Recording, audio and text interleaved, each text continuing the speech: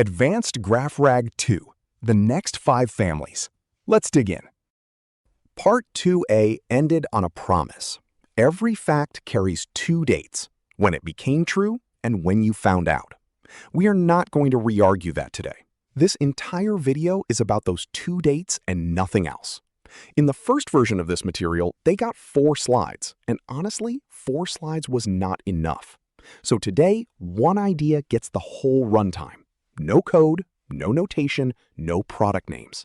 Just 2 clocks and why one of them is not enough. Forget graphs entirely for a few minutes. A friend of yours moved house. New street, new city, the whole business. Boxes, a van, and a slightly stressed cat. It happened in March. That is a fact about the world, and it is finished. It has a date, the date is March, and nothing you do afterwards can change it. Your friend did not consult you about the timing, and the universe did not send you a notification. It simply happened in March, whether or not anybody told you. 4 months later, in July, you finally hear about it. Maybe a group chat, maybe a birthday card that bounced back.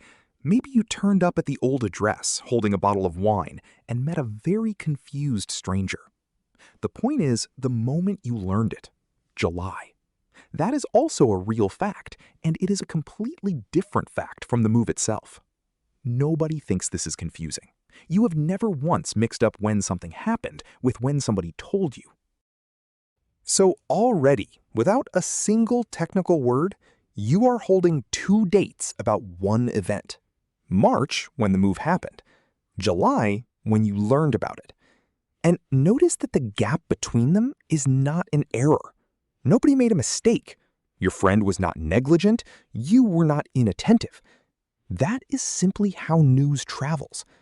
The gap is 4 months wide. And for those 4 months, you walked around with a perfectly confident and perfectly wrong idea of where your friend lived. That gap is the whole subject of this video.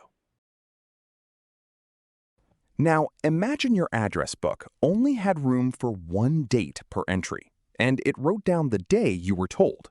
Somebody asks, when did they move? Your address book says July, confidently. It is off by 4 months. And worse, it does not know it is off because there is no field where the real answer could have been written. This is not a bug you can fix by being more careful. There is simply nowhere to put the other date. Hold on to that feeling. Here is the same split in a shape you already use every day. Your calendar knows when things happen. Your inbox knows when you were told. The meeting was on Tuesday. The email announcing it landed on Friday. 2 different applications, 2 different timelines, and you have never confused them because your brain quietly runs both at once. Nobody has ever opened their inbox and concluded that a meeting happened at the moment the email arrived. Your software, left to itself, will conclude exactly that. Right, vocabulary time, and it is only 2 words each. In Part 2a, we drew 2 tracks, the world on top and what the system knows underneath. Those tracks have proper names. The top one is event time, when the fact was true out there in reality. The bottom one is ingestion time, when your system learned it. Event time, ingestion time. That is the entire glossary for this video, and everything from here is just those 2, arranged in different ways. Clock 1 is event time, and it belongs to the world, not to you. Dana Reyes ran technology at Meridian Labs until March, and those dates are facts about reality.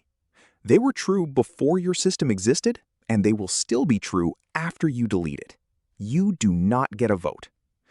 The older name for the same thing, from the database world, is valid time, the stretch during which the fact actually held. Your store never sets this clock. It only ever tries to guess it. Clock 2 is ingestion time, and this one is yours. It records when a fact entered your store, and later when your store stopped standing behind it. 2 properties matter. It only ever moves forward. You cannot learn something yesterday, and you never rewrite it. You only append. Its older name is transaction time. Think of it as a ledger, and ledgers famously do not come with erasers. That refusal to be rewritten is exactly what makes the whole thing auditable later on. Now, the property that makes these two genuinely independent, rather than the same date with a bit of jitter on it, ingestion time marches strictly forward. Tick, tick, tick, no reverse gear. Event time does not care. Relative to the moment you learn something, the event itself can sit far in the past or far in the future. Today, you might learn about a move from last March, and in the same breath, about a start date in September. One clock is a ratchet. The other roams freely across it. Quick reassurance, because two clocks can feel like an exotic new idea. It is not. Database people have been doing this since the 80s. Richard Snodgrass proposed temporal extensions to the SQL standard in 1992, gave us the names valid time and transaction time, and by SQL 2011, a table carrying both was part of the official standard. So the machinery is roughly as old as I am. What is genuinely new is that here, both dates are guessed out of ordinary prose by a language model. So why can't we just use one timestamp and be sensible about it? Because a single slot has to hold a single value, and the two clocks disagree by design. Dana moved in March. Your assistant read the announcement in July.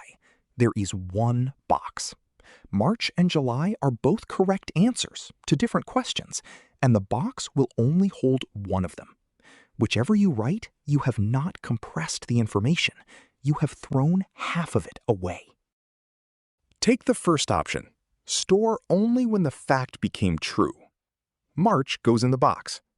This is the choice most teams make, and it feels right. It is the truth about the world, after all. Ask what is true now, and you are fine. Ask what was true in February, and you are still fine. But now the 2 in the morning question. In April, this system answered with Dana. So why did it say that? And when did it learn otherwise? Silence. That answer lived on the clock you did not keep. Option 2, store only when you learned it. July goes in the box. This one is far more common than anybody admits, because it is what you get for free, the right timestamp your database already stamps on every row. And it is quietly catastrophic. A story you read today about something from last spring gets filed under today. The event does not just lose its date, it inherits yours. Your history stops being a history of the world and becomes a history of your reading habits. Let's make that concrete with the story we have been carrying. Dana becomes Chief Technology Officer at Helio Systems in March. Your assistant does not read the announcement until July. Somebody asks, when did Dana join Helio? The one clock store answers July, fluently, with a citation attached. It is wrong by 4 months. And every downstream number built on it, tenure, ordering, who was there first, is wrong by exactly the same 4 months, silently, forever. And here is the part that stings. Nothing malfunctioned. The extractor did its job, the store wrote what it was given, the retriever fetched the right row, and the model quoted it accurately. Every component passes its own tests. Part 2a called this a data model gap rather than a pipeline bug, and this is the sharpest version of that. You can write flawless code on top of a schema with nowhere to record the truth, and flawless code will confidently produce a false answer. Here is a small and slightly uncomfortable exercise for later. Open whatever your system stores facts in, find the date column, and ask which of the 2 clocks it actually holds. Not which one you meant, which one it holds. In most stores, the honest answer is the second clock, because the database put it there for free, and nobody ever chose it. If your team cannot answer that question in one sentence, you have just found the gap this whole video is about. So stop choosing and run both. Here are the 2 tracks together, and watch what the second one buys you. A normal fact is dull. Dana's move happens in March, and a system that is paying attention records it in March. Now the interesting one, the late arrival. The move still sits in March on the top track, but the record lands in July on the bottom track. Old news to the world, brand new to your store.